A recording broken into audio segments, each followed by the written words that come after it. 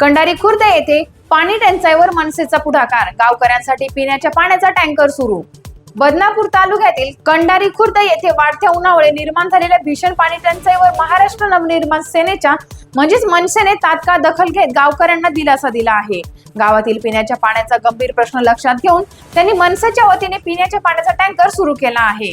या टँकर सेवेचा शुभारंभ मनसेचे माजी आमदार जयप्रकाश बाविस्कर आणि जिल्हाध्यक्ष गजानन गीते यांच्या उपस्थितीत करण्यात आला। मागील काही दिवसांपासून कंडारी खुर्द परिसरात विहिरी व लहान तलाव कोरडे पडल्याने ग्रामस्थांना पिण्यासाठी मोठ्या अडचणींचा सामना करावा लागत होता। स्थानिक समस्येची बातमी माध्यमांमध्ये प्रसिद्ध झाल्यानंतर मनसेने तातडीने हस्तक्षेप करत मदतीचा हात पुढे केला।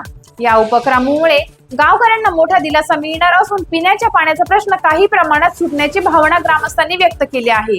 ग्रामस्थांनी मनसेच्या या पुढाकाराचे आभार मानत ही मदत वेळेत मिळाल्याने मोठी अडचण दूर झाल्याचे सांगितले।